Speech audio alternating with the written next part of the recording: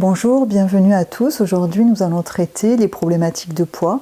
Donc, nous allons partir de la psychologie positive et des neurosciences, puisqu'aujourd'hui, tout le monde sait que les régimes, lorsque vous les faites, font plutôt grossir que maigrir et qu'à la fin, vous reprenez plus de poids que ce que vous avez perdu. Donc la psychologie positive est partie du fait, au lieu de regarder des personnes qui avaient pris du poids et de regarder comment elles avaient perdu du poids, ils sont plutôt partis des personnes qui spontanément étaient minces. Alors, je ne vous parle pas de 0,001% de la population qui mange absolument n'importe quoi et qui ne prendra pas un poids, un gramme, je veux dire. Non, je vous parle à peu près des gens qui n'ont pas cette attitude-là, mais qui restent minces. Et il faut savoir que ce n'est pas une maladie. Donc ils sont partis de là et ils ont regardé en fait ce que faisaient spontanément ces gens-là. Ils se sont rendus compte, donc premièrement, c'est qu'ils ne mangeaient jamais s'ils n'avaient pas faim. Et ça, c'est fondamental. C'est-à-dire que si on ne veut pas prendre de poids, c'est de jamais se mettre à table si on n'a pas faim. Et d'écouter plutôt son corps. Et ça va être justement de repartir vraiment sur son corps. D'être à son écoute. De s'arrêter de manger, par exemple, vous êtes en plein repas.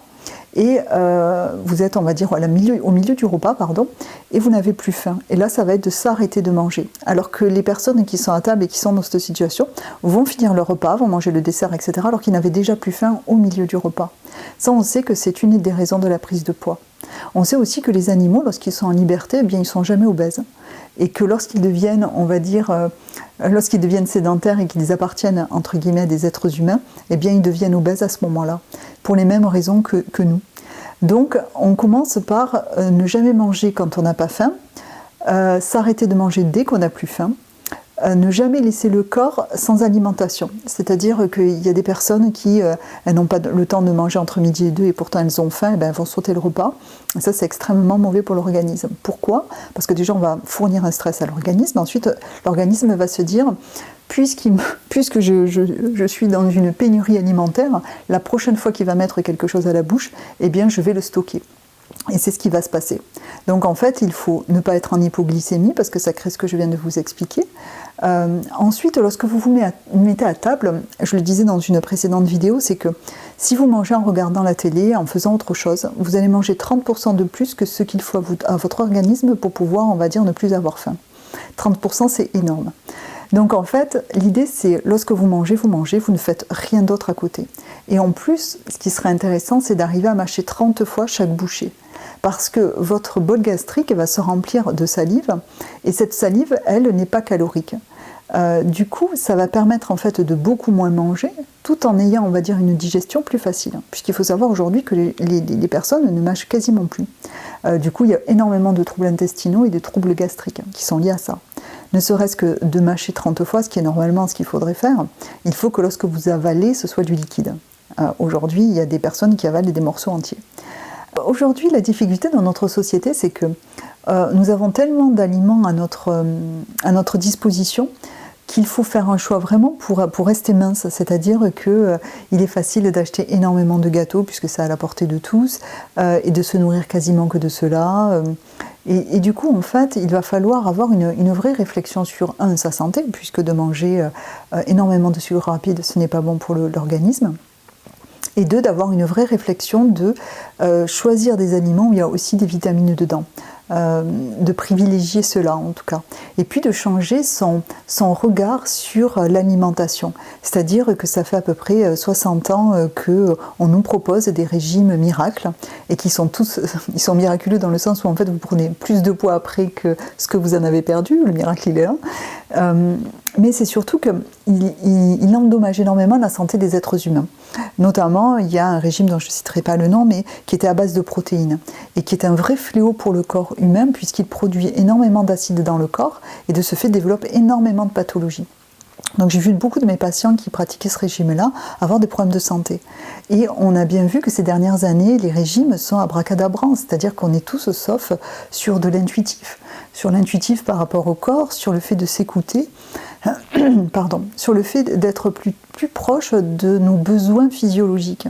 Et lorsqu'on se reconnecte à son corps, eh bien, on n'a plus ce problème-là. C'est-à-dire que si on arrive à ne plus manger, à s'arrêter de manger quand on n'a plus faim, à surtout ne pas laisser le corps en hypoglycémie, c'est-à-dire avoir toujours quelque chose sur soi, et je ne parle pas de barres chocolatées, toujours quelque chose sur soi, pouvoir grignoter si on a faim, je pense que c'est important. Ça évite aussi au corps de faire des réserves et de stocker. Il est important quand on est en période de régime de ne pas se peser tous les jours évidemment, parce que ça devient obsessionnel ensuite, et puis ça fait perdre la motivation, parce que nous sommes des êtres humains remplis et constitués de 80% d'eau. De ce fait, il y a plein de choses qui peuvent bouger dans notre corps, et même si certaines personnes font attention, elles peuvent prendre 200 ou 300 grammes, et ça pour le moral c'est, on va dire, assez déprimant. Lorsque la personne fait attention à son alimentation.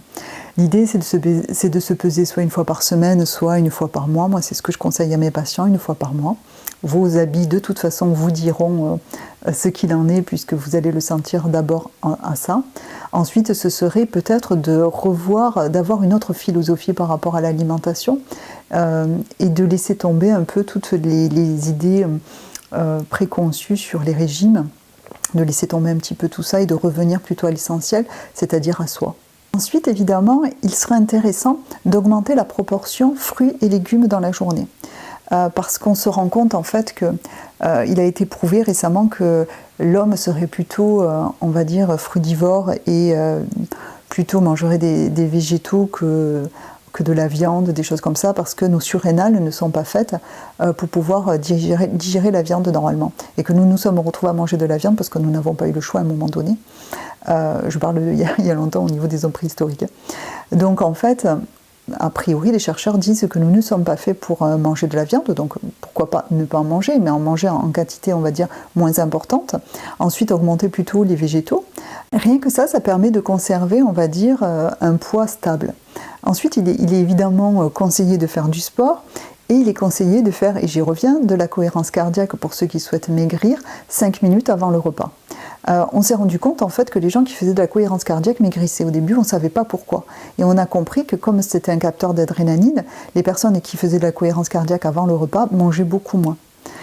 Et c'est une des raisons qui faisait qu'elles maigrissaient.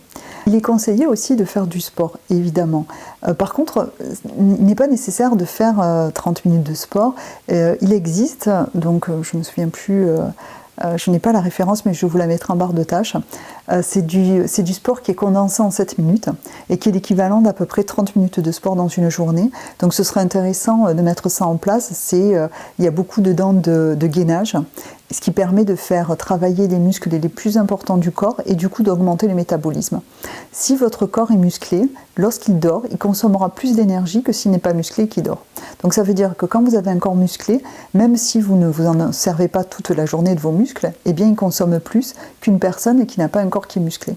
D'où l'intérêt de faire du sport et d'être musclé pour conserver sa ligne en fait. Ensuite, il est intéressant aussi de réduire le sucre rapide.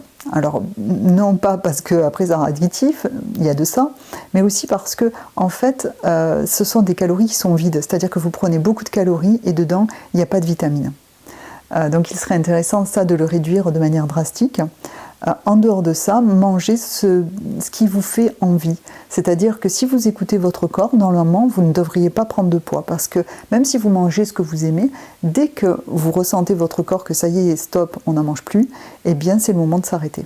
Et là, il faut s'écouter, il faut s'arrêter, même si vous avez envie de finir la part de gâteau. Évidemment, il faut aussi boire environ 1,5 litre d'eau par jour si vous ne faites pas de sport. Si vous faites du sport, on peut aller jusqu'à 2 litres, 2,5 litres, tout dépend du sport que vous faites et du coup l'eau que vous perdez pendant que vous faites du sport. Ensuite, il est conseillé aussi de bien dormir parce qu'on sait que les personnes, par exemple, qui travaillent de nuit, notamment on l'a vu avec les infirmières de nuit dans les hôpitaux, pèsent 30% de plus que les infirmières qui travaillent le jour.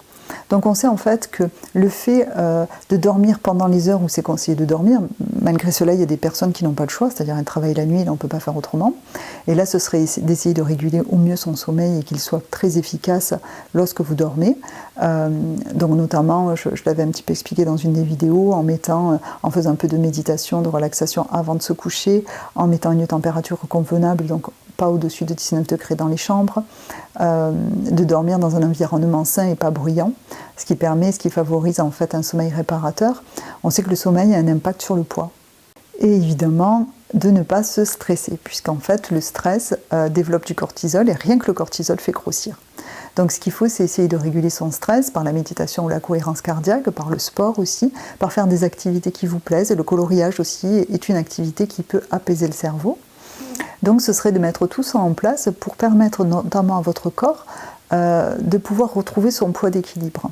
C'est-à-dire que là, il ne s'agit pas de faire un régime, il s'agit plutôt de vous reconnecter à vous et du coup d'écouter votre corps. Quand il n'a plus faim, il faut vraiment s'arrêter de manger, quitte à ce que si vous avez faim, après, vous finissiez votre assiette. Ce n'est pas un problème. Du moment que vous écoutez, on va dire, que vous écoutez votre corps, ce dont il a besoin. Et puis, normalement, tout est super bien fait. C'est-à-dire que quand vous avez le désir de manger, je ne sais pas moi, quelque chose qui vous fait plaisir, je ne parle pas de gâteau, je parle d'éléments bruts, eh bien, écoutez votre corps, c'est qu'il a probablement besoin des vitamines qui sont dedans. Ensuite, je pense qu'il faut aussi privilégier les légumineuses, il faut aussi privilégier les fruits secs, parce que dedans, il y a énormément de vitamines et de sucres complexes dedans. Donc il faut privilégier tout ça. Ensuite, on s'est rendu compte aussi de quelque chose, c'est que de manger salé le matin, ça permettait d'éviter les hypoglycémies de 4 heures. Voilà, tout ce qu'on sait aujourd'hui en neurosciences et en psychologie positive. Voilà, ainsi s'achève cette vidéo. J'espère qu'elle aura aidé le plus grand nombre et je vous dis à bientôt.